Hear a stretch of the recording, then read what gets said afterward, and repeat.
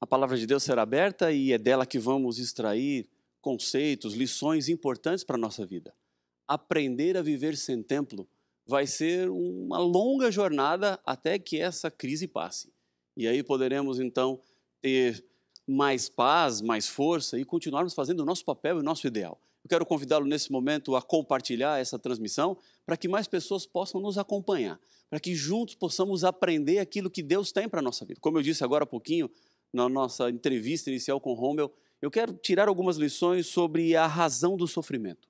O que é que podemos aprender com o sofrimento? Para que saiamos mais fortes, para que saiamos melhores, para que saiamos moldados diante de tudo aquilo que está diante de nós. Nós, muitas vezes, somos alvos de sofrimentos que nem sabemos por quê. Se talvez soubéssemos a razão deles, poderia ser que a nossa dor fosse amenizada, que sentíssemos um pouco menos daquilo que está passando em nossa vida. Talvez amenizaria a dor e entender a razão do sofrimento dele. Mas veja, nós estamos em um mundo de pecados. E enquanto vivemos nesse mundo de pecados, não há como você passar ileso de todo o sofrimento que acontece aqui. Desde que Adão e Eva pecaram, o sofrimento passou a fazer parte da trajetória humana. E o que estamos vivendo hoje, numa história sem precedente para aqueles que estão vivos em nossos dias, é um sofrimento muito forte, angustiante e terrível. Há vezes e razões que nós queremos encontrar justificativas, mas vejam, não dá para justificar o sofrimento, não dá para justificar os problemas. O que nós precisamos mais agora é voltar os nossos olhos para a palavra do Senhor e entender que na Bíblia há uma mensagem de esperança e motivação para que continuemos vivendo nesse mundo, para que a nossa esperança não esmoreça, mas sim a nossa vitória seja cada vez mais garantida, não nessa terra, mas na eternidade, quando Jesus voltar. E aí sim, veremos o ponto final da história desse mundo, onde não haverá mais dor, morte, maldade, pandemia, coronavírus e outras coisas que nos assustam, outras coisas que nos preocupam. Eu quero, nesse momento, convidá-lo a abrir a sua Bíblia e nós vamos tirar lições por que existe o sofrimento da história de Elias. Eu quero convidá-lo aí a 1 Reis, no capítulo 19, e vamos ler os versículos de 8 a 16. É uma porção um pouco mais extensa da Bíblia e aqui existem lições importantes para mim e para você. 1 Reis, capítulo 19, versos 8 a 16. Assim está. Levantou-se, pois, comeu e bebeu. E com a força daquela comida, caminhou 40 dias e 40 noites até Horebe, monte de Deus. A história aqui é a história do profeta Elias. Ele é uma das personalidades mais marcantes que eu considero em toda a Bíblia. Aquilo que ele viveu, aquilo que ele fez, são fatos surpreendentes. E aqui estamos vendo um momento da sua vida, quando ele caminha 40 dias e 40 noites e vai até Horebe. Versículo 9. Ali entrou numa caverna, onde passou a noite. E eis que lhe veio a palavra do Senhor e lhe disse: que fazes aqui, Elias? Ele respondeu: tenho sido zeloso pelo Senhor, Deus dos exércitos, porque os filhos de Israel deixaram a tua aliança, derribaram os teus altares e mataram os teus profetas à espada. E eu fiquei só, e procuram tirar minha vida. Disse-lhe Deus: sai e põe-te nesse monte perante o Senhor. Eis que passava o Senhor, e um grande e forte vento fendia os montes e despedaçava as penhas diante do Senhor. Porém, o Senhor não estava no vento. Depois do vento, um terremoto, mas o Senhor não estava no terremoto. Depois do terremoto, um fogo, mas o Senhor não estava no fogo. E depois do fogo, um cício tranquilo e suave. Ouvindo Elias, envolveu o rosto no seu manto e saindo pôs-se à entrada da caverna. Eis que lhe veio uma voz e lhe disse: que fazes aqui, Elias? Ele respondeu: tenho sido extremo zeloso pelo Senhor, Deus dos exércitos, porque os filhos de Israel deixaram a tua aliança, derribaram os teus altares e mataram os teus profetas à espada, e eu fiquei só, e procuram tirar minha vida. Disse-lhe o Senhor: vai, volta ao teu caminho para o deserto de Damasco, e chegando lá, unge Azael, rei sobre a Síria. E então agora Elias volta. Vamos tentar entender um pouco do contexto deste capítulo. No versículo 18, ou melhor, no capítulo 18, acontece uma das façanhas mais grandes da vida de Elias. Ele enfrenta os profetas de Baal, os profetas de Azira, numa batalha sobre quem era o Deus verdadeiro. A apostasia que viveu o povo de Israel por causa de Acabe e Jezabel levou-os a afastarem-se ao máximo de Deus. Estavam muito longe, o povo estava em completa e total apostasia. Foi nesse momento que Elias foi chamado para ir e anunciar um período de seca. 3 anos e meio não choveria sobre a terra. O que acontece é que sobreveio ao povo uma batalha, um conflito contra a natureza, da qual eles não tinham elementos para combater. Como fazer chover? Como impedir a destruição, o massacre que estava acontecendo até então? Não havia nada a fazer, senão apenas aguentar tudo aquilo que sobreveio sobre o povo. Imagine só, 3 anos e meio sem chuva, mortandade, fome, desespero, angústia, abateu o coração de todos eles. Uma situação não controlável, exatamente como a situação que nós estamos vivendo hoje. Não sabemos como sair dela, não sabemos quanto tempo ela durará. Foi exatamente assim que viveu o povo de Israel, profetizado pelo profeta Elias. Elias, temendo perseguição, ele vai e se reclusa, vive longe durante esses 3 anos e meio de seca, e lá onde estava Israel, a acusação era constante a Elias. Esse homem é um perturbador de Israel, esse homem é o causador de tudo isso, esse homem é terrível. O verdadeiro perturbador de Israel, Acabe, acusava a Elias daquilo que era culpa dele próprio. Mas depois de 3 anos e meio, Deus diz a Elias que é hora de voltar. Esse homem com uma força espiritual, esse homem com uma determinação espiritual, retorna e então diz que voltaria a chover. Mas antes disso, um duelo para saber qual era o Deus verdadeiro. De um lado, os profetas de Baal constroem um altar, e do outro lado, Elias constrói um altar. Os profetas de Baal deveriam orar e pedir que Baal mandasse fogo do céu. E Elias, então, depois oraria e pediria também fogo do céu ao Deus de Israel. Os profetas de Baal oravam, gritavam, se cortavam e nada acontecia. E o mais interessante é que Elias, do outro lado, falava assim: ei, profetas de Baal, gritem mais alto, falem mais alto, talvez o Baal está dormindo e não está escutando vocês. E eles cada vez mais ficavam enfurecidos com a situação e nada acontecia. Depois de muito tempo ficar tentando que fogo viesse do céu, os profetas de Baal foram convidados a se calar diante de Elias. Elias falou assim: agora vocês vão ver o que vai acontecer. Olha a força espiritual desse homem. Ele ora e no mesmo instante vem fogo do céu, consome toda a oferta que ele havia colocado no seu altar, e a Bíblia diz que ele ainda jogou água sobre sua oferta, encharcou a oferta para ficar mais difícil ainda, e o fogo veio e consumiu tudo. Esse era o homem Elias. Mas não ficou nisso, não. Assim que Elias faz sua oração e o fogo desce do céu, surpreendentemente Elias comanda agora uma mortandade, porque os 850 profetas de Baal e Azira foram todos exterminados, foram todos aniquilados. Então, Acabe, o rei, fica perplexo com aquilo que acontece. E ele conta para sua esposa Jezabel, que não estava lá, que não sabia o que estava acontecendo. Diz assim: Jezabel, você não sabe o que aquele Elias fez, aquele perturbador fez, aquele homem destemido fez. Ele matou os nossos 850 profetas. E então Jezabel, no comecinho do capítulo 19, fala assim: ah, Elias, você vai ver que eu farei o mesmo com você do que você fez com os meus profetas. Então, Elias, com medo da ameaça de Jezabel, ele resolve fugir. Anda um dia, senta embaixo de um sicômoro, e a Bíblia diz que naquele momento ele pede para si a morte. Um homem de Deus que sofre, um homem de Deus que reconhece suas fraquezas, suas debilidades, suas lutas, e então pede para Deus um fim para aquele momento do qual ele estava vivendo. Deus aparece a Elias e fala assim: Elias, não é para você ficar aqui não, não é aqui o seu lugar. E então Deus manda que ele se levante, que ele coma. Elias assim o faz, e com aquilo que ele comeu, aí começa a história que nós lemos hoje. ele caminha 40 dias até o Monte Horebe e então ele resolve entrar em uma caverna. Quando ele entra nessa caverna, o que vemos era um homem em crise. Um homem passando por uma situação difícil, um homem passando por problemas, um homem que se via sozinho, um homem que foi levado pelas suas próprias pernas para o seu isolamento, para o seu sofrimento. E lá naquela caverna, Deus usa a situação para que Elias crescesse, para que Elias aprendesse, para que Elias se tornasse melhor daquilo que ele era.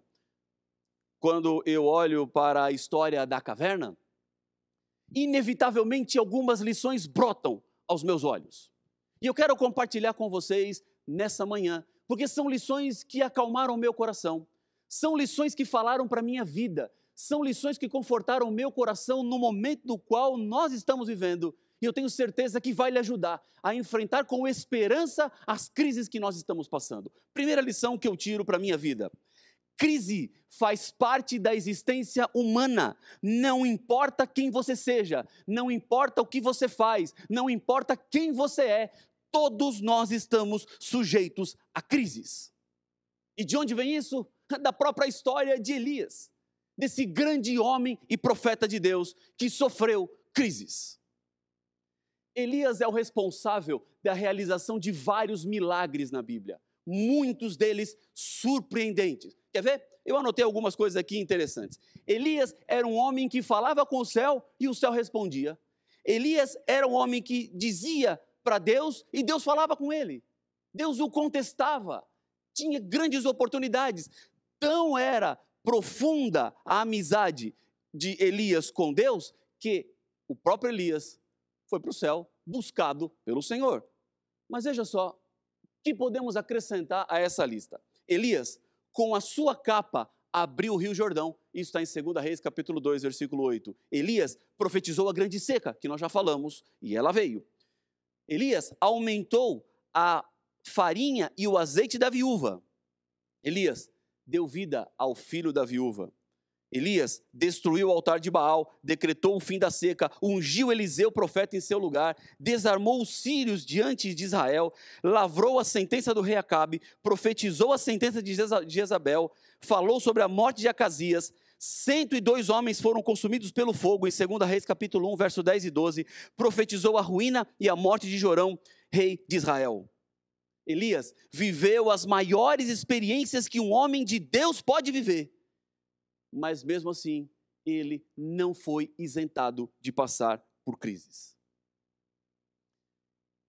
Uma das coisas que precisamos parar para pensar diante das crises, às vezes, é a maneira como nós olhamos para os problemas e que pode revelar um egoísmo inato dentro de todos nós. Eu quero dizer com isso, veja só, como vemos Elias passando por crises, isso quer dizer que todos nós também passaremos por crises. Mas há uma tendência humana, natural, às vezes de, quando passa por crise, pensar assim: por que aconteceu comigo? Por que comigo e não com ele? Por que comigo e não com outras pessoas? Por que é sempre comigo? Quando nós pensamos dessa maneira, quando nós pensamos dessa forma, o que na verdade estamos revelando é que eu posso até viver com o sofrimento do outro, mas quando o sofrimento é meu, esse aí é muito pior. Deixa eu lhe dizer uma coisa, não permita que as crises mude a essência de quem você é, porque todos nós passaremos por crises. Não tente empurrar a crise para o outro enquanto ela não bate em você, porque o que nós estamos vendo agora é uma crise generalizada que alcança todas as pessoas, ricos e pobres, nações poderosas e nações mais simples. Homens estão sendo confrontados diante de uma ameaça invisível, um vírus não perceptível. Por isso ficamos agora distantes das pessoas, higienizamos nossas mãos com álcool o tempo inteiro, porque temos um inimigo que sabemos que ele está por aí, mas não sabemos onde, não reconhecemos. Passamos por um momento de crise, e nesse momento de crise, o que mais é necessário é a empatia com o outro. É sentir a dor do outro, é sentir o sofrimento e o problema que afeta e abala a vida do outro. As crises são inevitáveis, portanto, não há de se pensar que nós, como povo de Deus, não passaríamos por problemas e dificuldades, que não teremos dias difíceis, que não teremos temporais, dias nublados em nossa existência, porque isso faz parte da trajetória e da jornada humana. Elias assim passou e nós também passaremos. Da mesma forma como Deus buscou Elias, Deus buscará a sua igreja. Deus virá para nos resgatar e nos dar a vida eterna. Ainda que você seja a pessoa mais santa do mundo, ainda que você seja a pessoa mais conectada a Deus do mundo, você passará por problemas, você passará por dificuldades, porque a dificuldade, a crise faz parte da existência humana. Segunda lição que eu aprendo das crises: elas têm poder para deformar a minha visão da vida, têm poder para deformar a minha visão do outro, têm poder para deformar a minha visão das situações. Adão, que recebia a visita de Deus todos os dias, conhecendo quem era Deus em sua essência, em crise, ele achou que poderia se esconder de Deus. Depois do pecado, envergonhado pela condição e pela situação que ele estava, ele vai para trás de uma árvore junto com Eva, e aqui eu vejo na Bíblia como Deus lida com essa situação aparentemente muito estranha e ridícula de Adão e Eva tentarem se esconder. Deus trata com até uma certa dose de ironia, quando ele desce à terra na viração do dia, como fazia constantemente, e fala assim: Adão, Eva, cadê vocês? E Adão e Eva, escondidinhos atrás da árvore, saem assim: Senhor, nós estamos aqui. A crise que Adão e Eva viveram e fez com que eles imaginassem que era possível se esconder de Deus atrás da árvore. Não era possível. Elias também acreditava que estava só. Por isso ele vai para aquela caverna e lá se refugia, e fica lá escondido, e fica lá no fundo da caverna pensando assim: o que vai ser de mim? Então, Deus cuida de ir ao encontro de Elias, cuida de ir ao encontro de Adão e Eva para dizer que eles são filhos amados. Você é filho amado. Deus ama cada um de nós e Deus se importa e Deus sabe dos problemas e das dores das quais nós estamos passando. Eu estou aqui na Igreja Central de Brasília pregando para ela vazia, não tem ninguém, só a equipe de transmissão lá em cima. Esse é um sábado estranho, é um sábado diferente, é um sábado triste, porque não podemos estar aqui juntos nos reunindo.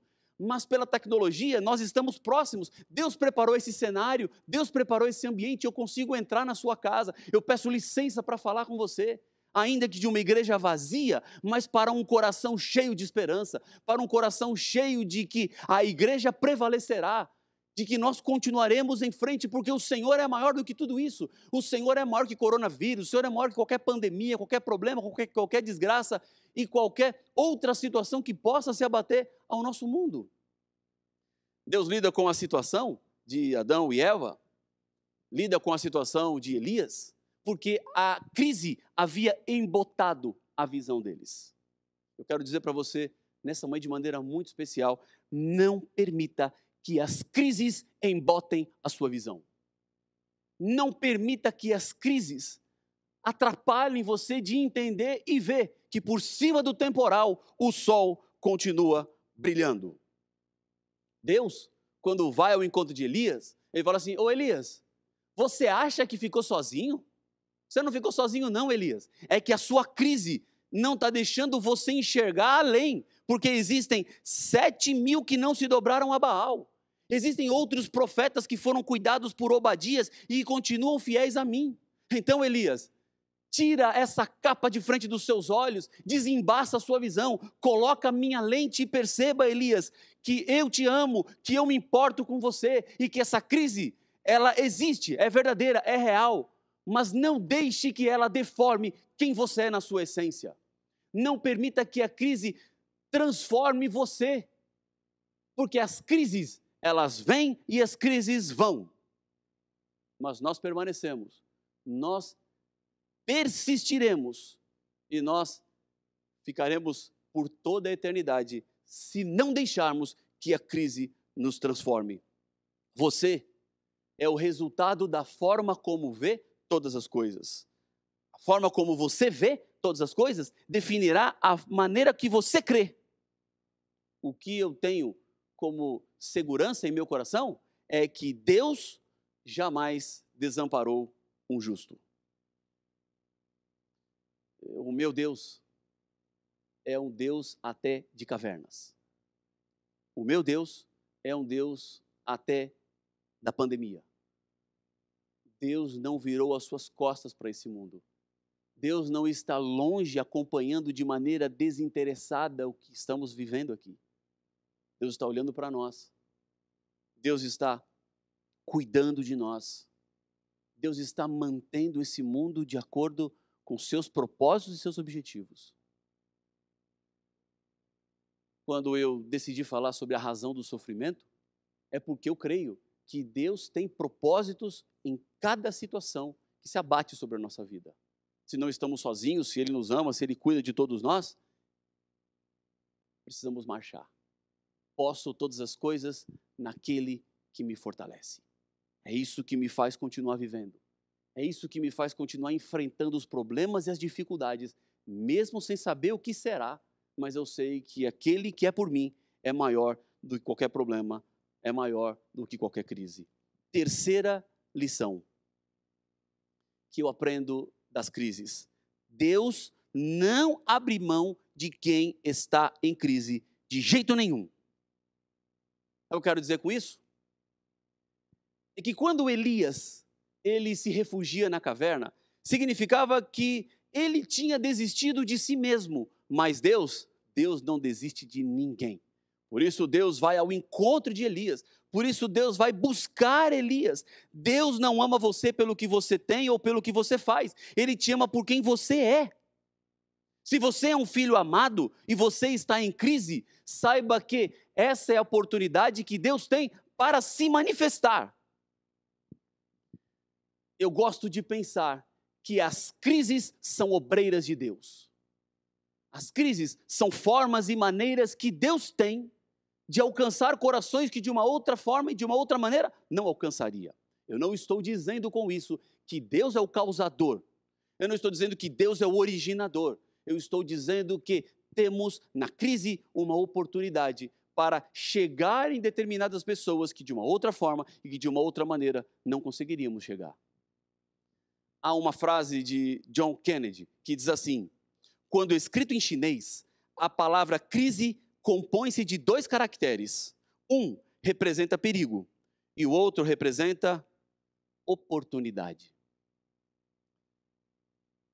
Nesses últimos dias, gerenciando esta enorme crise que se abateu sobre todo mundo, especialmente sobre a igreja, que é onde eu lido de maneira mais direta, o que eu tenho visto é que enquanto o mundo cai, a igreja está se levantando.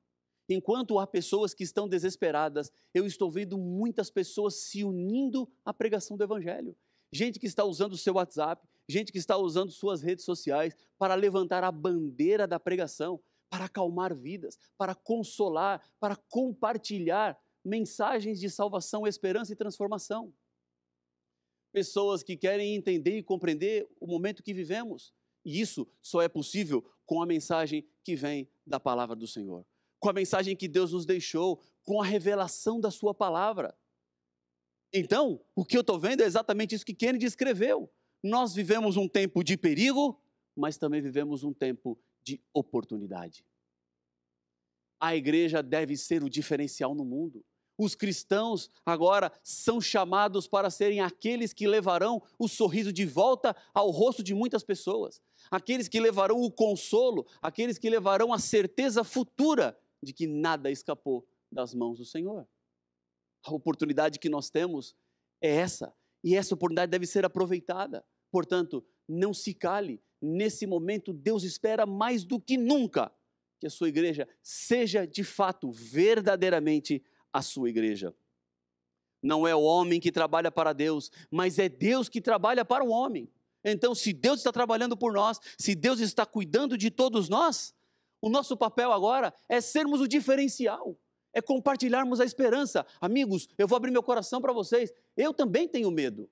Eu também tenho insegurança, mas eu decidi que vou enfrentar essa crise com esperança. Eu vou enfrentar essa crise confiando de que o Senhor é por nós, de que o Senhor luta por nós, de que o Senhor não desiste de ninguém de jeito nenhum, como ele não desistiu de Elias e foi lá atrás dele na caverna. Deus continua também lutando e sendo por nós. Quarta lição que eu aprendo das crises: Deus fala com quem está perto. Vou repetir: Deus fala com quem está perto. E crises são oportunidades para as pessoas se aproximarem de Deus. Vamos voltar ao exemplo do Elias. Ele estava lá no fundo da caverna. É apenas uma pergunta retórica, e você sabe a resposta. Deus poderia entrar na caverna para falar com Elias? É claro que sim. Deus não estava dentro da caverna com Elias? Por isso Deus o chama para fora? Não.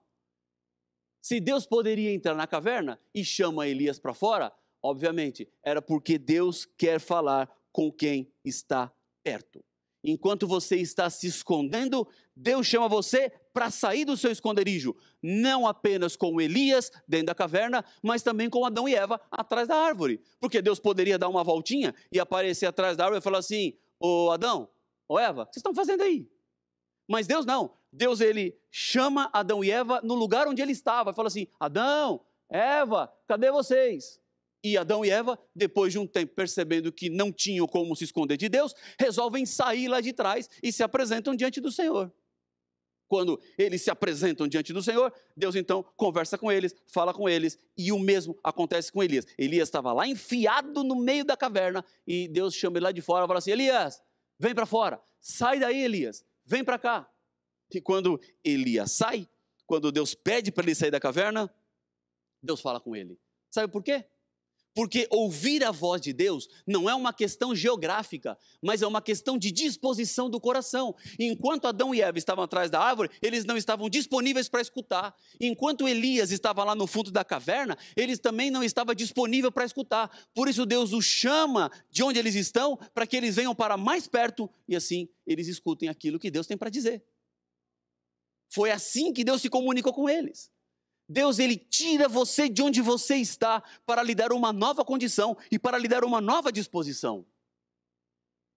Se o momento é de crise, se estamos enfrentando um problema, se estamos sendo confrontados, se estamos tristes em casa porque não podemos estar aqui no templo, é a forma que Deus está encontrando para gerar crise em você e moldar aquilo que precisa ser moldado em sua vida. O que é que Deus tem que tirar de você? De onde você tem que sair? Você tem que sair do seu poço de orgulho?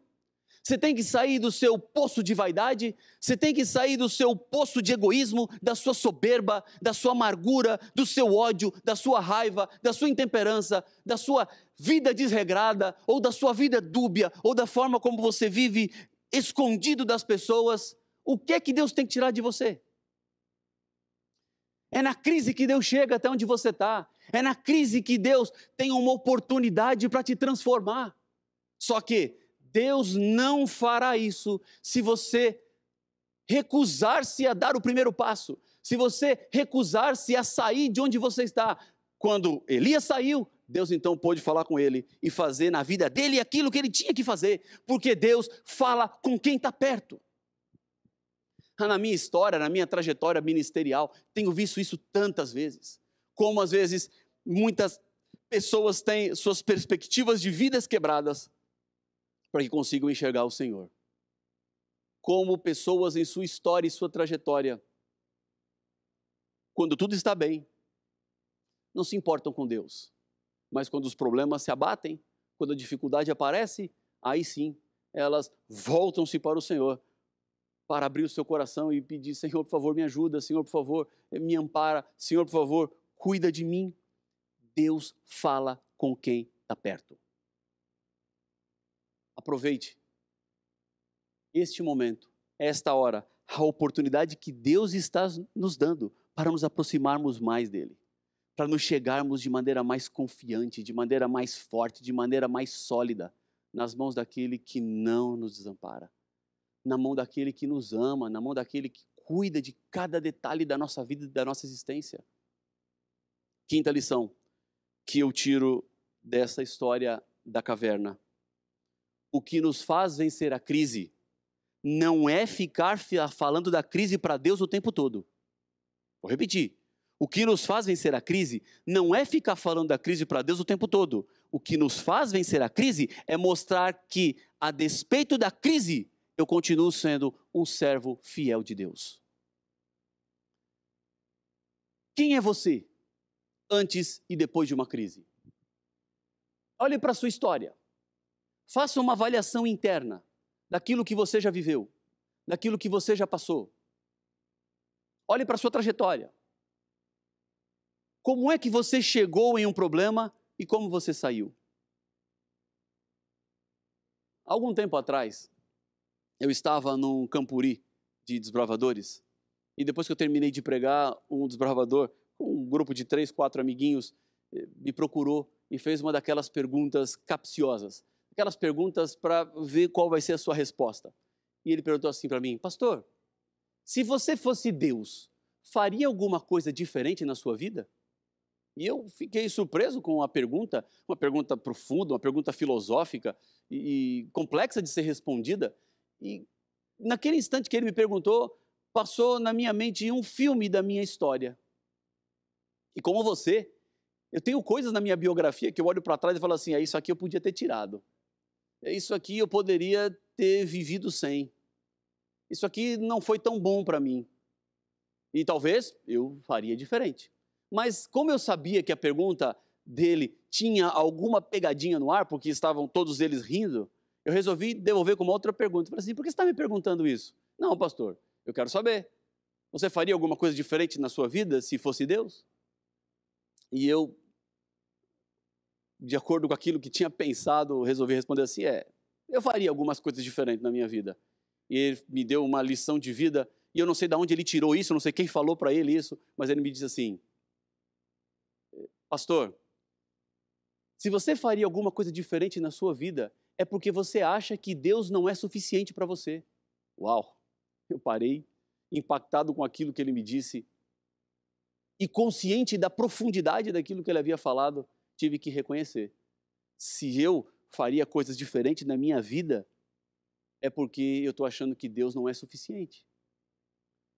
Essa pode ser a nossa tentação nesse momento. Olhar para tudo aquilo que está passando no mundo e pensar assim: se eu fosse Deus, isso jamais aconteceria. Se eu fosse Deus, jamais aquela criança sofreria. Se eu fosse Deus, jamais aquele bebê nasceria com um defeito. Se eu fosse Deus, não haveria fome no mundo. Se eu fosse Deus, não teria pessoas ricas e pessoas pobres. Se eu fosse Deus, não haveria tanta indiferença. Se eu fosse Deus, não teria tanta maldade. Se eu fosse Deus, se você fosse Deus. Não é fácil ser Deus. É muito complexo a posição e a função de Deus e que extrapola qualquer entendimento e compreensão nossa. Mas o que eu quero lhe dizer nessa manhã é que não tente assumir uma prerrogativa acima de Deus para dizer para Ele o que Ele tem que fazer, ou da maneira como Ele tem que lidar com a humanidade, ou da forma como Ele tem que lidar com o planeta Terra. Diante de todo o sofrimento e diante de toda a dor, o que eu estou dizendo para você é: Deus é Deus. Deus é maior do que qualquer problema e qualquer dificuldade que possa existir. E se as coisas são do jeito que são, é porque era a melhor forma e a melhor maneira que Deus tinha para lidar com a situação. Aquilo que Deus está fazendo no mundo, pode ser que nós não percebamos agora, que nós não entendamos agora, mas Deus tem um propósito e Ele está conduzindo para que tudo se cumpra de acordo com aquilo que Ele profetizou na sua palavra. O mundo não escapou do controle e nem das mãos do Senhor. Nada está fora, está tudo de acordo com o plano e a previsão de Deus. Ainda que o sofrimento seja inexplicável, Deus está por trás de tudo isso. Deus, Ele continua dando sementes para quem semeia. Deus continua abençoando aqueles que estão dispostos a abençoar. Portanto, diante de todo problema, diante de toda dificuldade, o que eu aprendo é que Elias entrou na caverna e de lá saiu, porque nem toda caverna é para sempre. Isso significa que nem toda crise é para sempre. Nem todo problema é para sempre. O que estamos passando agora é temporal. É por um momento. Quanto tempo? Eu não sei, mas é por um momento. chegará o dia que a crise passará. E aí, o que eu mais espero é que saiamos dessa crise muito melhor do que entramos. Porque foi isso que aconteceu com Elias. E é isso que Deus quer que aconteça comigo e com você nessa manhã. Nenhuma caverna é para sempre, então hoje você pode ouvir a voz do Senhor para que Ele seja o seu Senhor, para que Ele seja o seu Deus. Recapitulando as nossas 5 lições da crise. Primeiro, crise é parte da existência humana. Ainda que você seja a pessoa mais santa do mundo, você terá crises. Segundo, as crises têm poder para deformar a sua visão da vida, do outro, das situações, mas você pode impedir se enxergar com a visão espiritual que o Senhor pode lhe dar. Terceira lição, Deus não abre mão de quem está em crise de jeito nenhum. Quarta lição, Deus fala com quem está perto. Deus quer se aproximar de você para que você escute a sua voz. E o que nos faz vencer a crise não é ficar falando da crise para Deus o tempo todo, mas é continuar mostrando para a crise que, a despeito dela, você continua sendo um servo fiel de Deus. Por isso eu quero lhe convidar, aí onde você está, a juntos orarmos e entregarmos a nossa vida nas mãos de Deus. Senhor, Deus querido, Pai nosso, ao fecharmos os nossos olhos diante do Senhor, reconhecemos a nossa dependência, a nossa limitação e colocamos para Ti os nossos anseios, nossas inseguranças, os nossos medos, para que o Senhor seja o nosso Deus. Pai, estudamos a história de Elias e dela tiramos lições para a nossa vida espiritual. Que essas crises nos ajudem a sermos melhores. Que a igreja seja mais forte, seja mais atuante, seja mais viva. A Tua voz aqui nesse mundo. Pai, toma conta de cada filho Teu que ora comigo nesse momento. Em sua casa, alguns estão preocupados, alguns estão aflitos. Manifesta-se em cada vida nesse momento. Que o Teu poder, a Tua graça alcance a todos nós. São bênçãos que eu lhe peço no nome de Jesus.